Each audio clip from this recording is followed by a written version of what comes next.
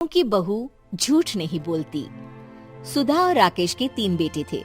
शादी के बाद तीनों माँ बाप से दूर रहते और सिर्फ त्योहारों में आते। माँ जी, पिताजी, अगली बार आप लोग हमारे घर आइएगा। अरे नहीं बहू, सब यही आ जाते हैं तो घर खिला खिला लगता है। हाँ बहू, तू हमेशा बुलाती है तो जरूर आएंगे तेरे पास भी।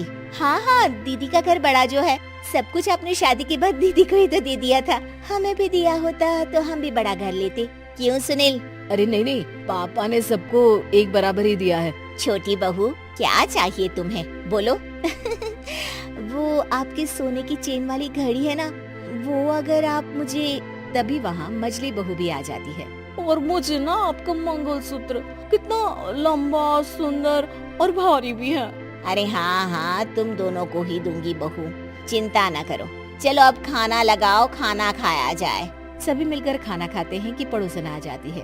अरे सुधा बहन, थोड़ी चीनी तो देना, घर में शक्कर नहीं है और मेहमान सर पर बैठे हैं।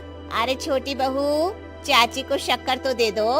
अरे मजली दीदी, आप दे दीजिए ना, मैं यहाँ कम आती हूँ तो मुझे पता ही नहीं है कि सासू माँ सारी चीजें कहाँ रखती है। और तुम, मैं कौन सा यहाँ रोज शक्कर फाँकने के लिए आती हूँ, मुझे भी नहीं है पता।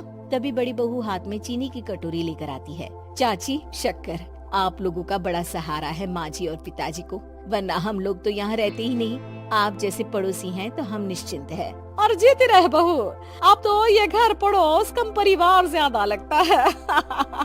सुधा अपनी बड़ी बहू को देखकर बहुत खुश रहा करती थी। वो उससे अक्सर घंटों बात भी किया करती, लेकिन दोनों दूसरी बहुओं का भी वो समझती थी कि शायद छोटी है, वक्त आने पर संभल जाएंगी। समय आ जाता है जब सभी को वापस जाना होता है। माँ जी, हम लोगों की फ्लाइट पहले है, हमें इजाजत दे। वो सास के गले लगकर चली जाती है। थोड़ी देर बाद छोटी बहू कहती है, माँ जी, मैं ना ये सोफे के कवर और चादरें ले जा रही हूँ, यहाँ तो ऐसी ही पड़ी रहेंगी। हाँ बहू, ले जा।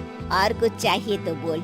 और तो चाहिए बहुत कुछ, पर चलिए कोई बात नहीं, अगली बार ले जाऊंगी मैं। ऐसे ही मंजली बहू भी घर का बहुत सारा सामान ले जाती है। सभी के जाने के बाद सुधा राकेश से कहती है, घर कितना सूना लग रहा है ना। हाँ, और खाली भी। तुम्हारी दोनों बहुएं सब बटोर गई। अरे ठीक है ना, हम दोनों ही तो हैं, कितना सामान लगेगा। फिर उन लोगों की नई गृहस्थी, कितना मत सोचा करे।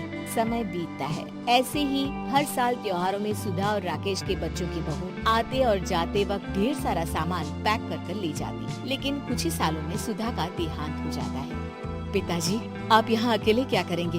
हम लोगों के साथ चलिए। नहीं बहू, इस घर में सुधा की यादें हैं, मैं उसे नहीं छोड़ सकता हूँ। अब तुम लोगों की माँ नहीं रही। देख लो, वैसे तो मैंने उसके जीते जी सब कुछ दे दिया है, लेकिन कुछ उसका पर्सनल कीमती सामान था जो ये है, ले लो। सामान में होती है एक घड़ी और एक मंगलसूत्र।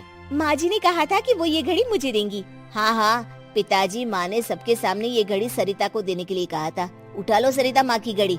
अब क्या था, छोटी बहू फट से घड़ी उठा लेती है। और पिताजी, ये मंगलसूत्र तो माँ ने मुझे ही देने को कहा था, याद है ना?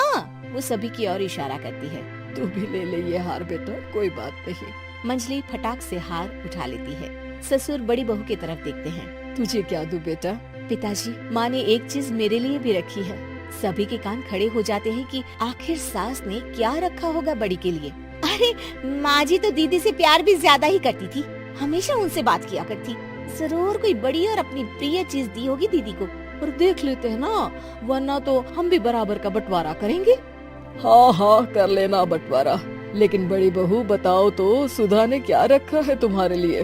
अभी तो हम लोग यही हैं पापा जी, जब जाने लगेंगे तो बता दूंगी। बड़ी बहू के मुंह से ये बात सुनकर बाकी 2 बहुएं सोचने लगती हैं कि आखिर क्या है जो दीदी को सासू माँ देकर गई हैं। दीदी, ऐसा तो नहीं ना कि पूरे घर का आधा हिस्सा माँ बड़ी भाभी को देकर गई हो? तभी वहाँ ससुर आ जाते हैं। नहीं, ऐसा कुछ नहीं है। मकान तो तुम तीनों का बराबर से है। देखो, बड़ी बहू से तुम्हारी सास ज्यादा जुड़ी थी, न जाने क्यों घंटों बात किया करती थी। पता नहीं क्या देकर गई है उसे। और ससुर जी, आपको क्या पता, चालाकी से पूरे घर के पेपर में साइन करवा लिए हो, या फिर कोई छुपा गहना। आखिर मकान पूरा तो आपने सासू माँ के नाम ही कर रखा था ना। अब घर में ये सस्पेंस बन जाता है कि आखिर बड़ी बहू क्या लेकर जाएगी। फिर वो दिन भी आ जाता है जब बड़ी बहू के जाने का समय हो जाता है। बेटा, परसों तुम चली जाओगी, बताया नहीं, माँ ने तुम्हें क्या दिया?